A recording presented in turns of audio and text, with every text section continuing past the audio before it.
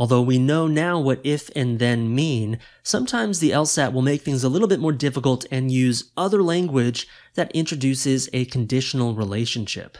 The two phrases or words that I want to focus on in this section are the phrase only if, as well as the word unless. We'll learn about other language in the grouping section on conditional logic, and when you study logical reasoning, you'll also learn about even more language that introduces conditionals. But I'm focusing now on the stuff that's relevant for the vast majority of ordering games. So consider this rule: Rakesh is ranked 5th only if Eustace is ranked 1st.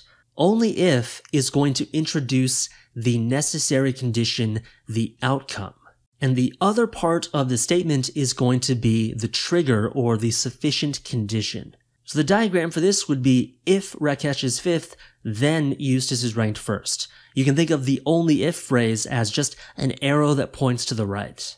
Sometimes when people are first studying conditional logic, they think of the phrase only if as the same thing as if, but they're actually very different. This does not mean that Eustace being 1st will trigger us into knowing that Rakesh is 5th.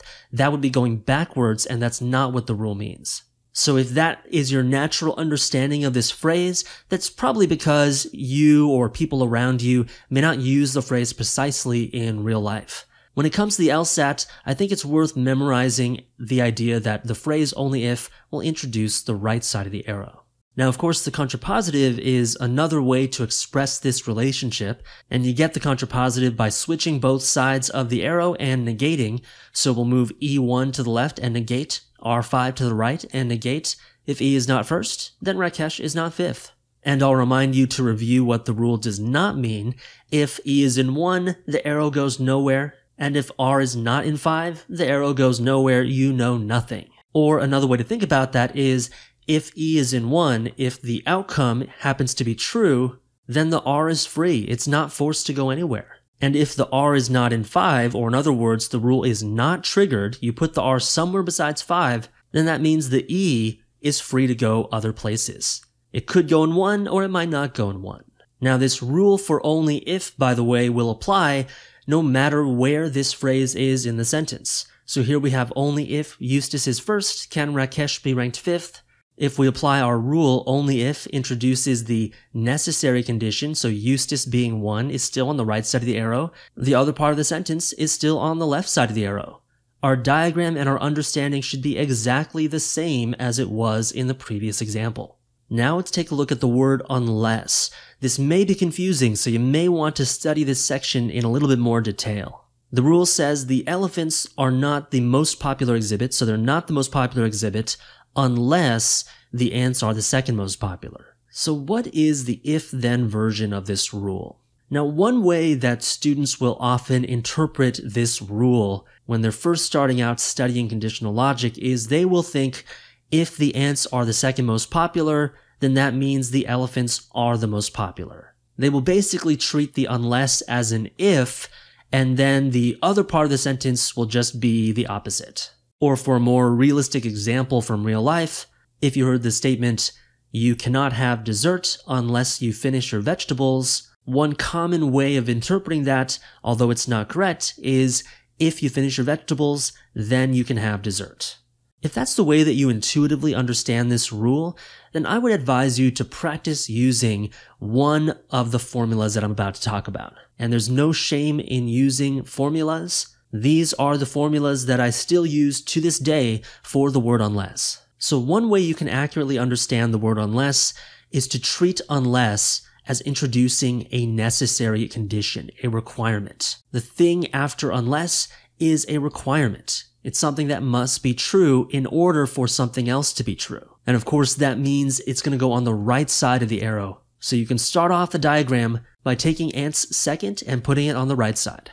Now, the other part of the statement is going to be the sufficient condition, but after you negate it. So in other words, negate the other part of the sentence and make that the sufficient condition. So here, it currently starts off as elephants are not the most popular, so elephants are not 1. But when you negate something that's already negated, that becomes elephants are 1. And this is what becomes our sufficient condition.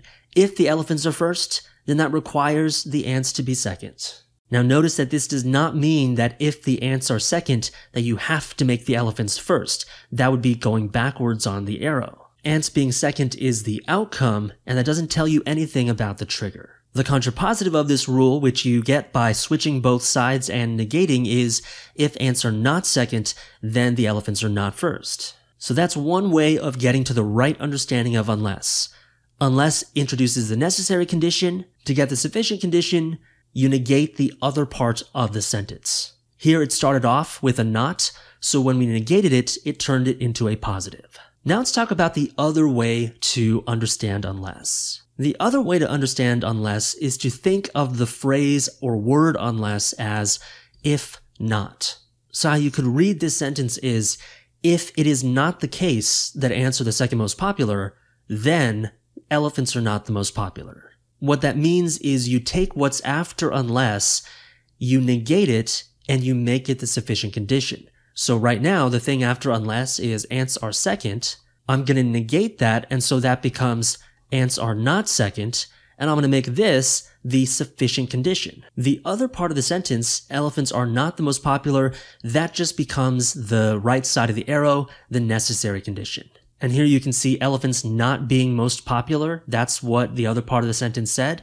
That goes right over here. So if we use this formula, where we just think of unless as if not, or in other words, introducing the sufficient condition but negated, that would get us to the contrapositive here. And if that's the rule that we started off with, we could then do the contrapositive of if not A in 2, then not E in 1, and then that would get us to our original rule here. So those are two different ways that you can handle the phrase or word unless. It doesn't matter which one you use as long as you get to the accurate understanding of the rule. What we need to recognize here is that if you read this rule, you don't want to be thinking that A in 2 means E is in 1. A is in 2 does not lead to anything. And if E is not the most popular, if elephants are not the most popular, that also doesn't tell you anything about the ants. In other words, if A is in 2, then the E is a free agent and it's not constrained by this rule. It can go in 1 or anywhere else. And if E is not in 1, then this rule is not triggering, and that means the A can go in 2 or it might not go in 2. Now, as with other conditional language, the meaning of the word unless will not change when it goes at the beginning of the sentence. Unless the ants are second most popular, the elephants are not the most popular exhibit. This means the exact same thing as the initial statement. You would diagram it in the exact same way. And go ahead and try it yourself. You can use both formulas on this version of the rule and get to the same place. So before you leave, let's go ahead and recap what we learned in this section. The first conditional keyword here, conditional indicator, is the word if. If will introduce the trigger, whether the if is at the beginning or whether it's in the second half of the statement. The trigger, of course, means the sufficient condition, the left side of the arrow. So this example here means if R, then Y, and the contrapositive means if Y is not true, then R is not true. The next keyword or key phrase is only if, and that's always going to introduce the outcome or the necessary condition, the right side of the arrow. And that's true whether or not only if is in the middle like this, or whether only if is at the beginning. So this rule right over here means if Z is true, then K is true. K is the outcome. And the contrapositive is if K is not true, then Z is not true.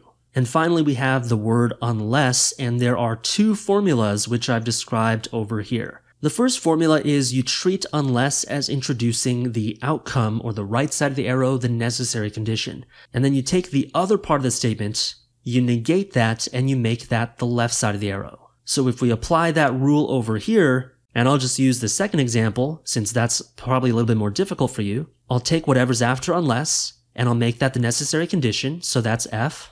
I'll take the other part of the statement, which right now says no T, so right now that's no T, but I have to negate this for the trigger. So the negation of something that's already negated becomes a positive, and that's why this becomes if T, then F. If T is true, then you must have F. Now I'll show you how to use the other formula, and this will give us what you would call the contrapositive of our first example here. So this formula has us taking whatever's after unless, negating it, and making it the trigger. Or in other words, you can think of unless as introducing the if, the sufficient, but then you have to negate.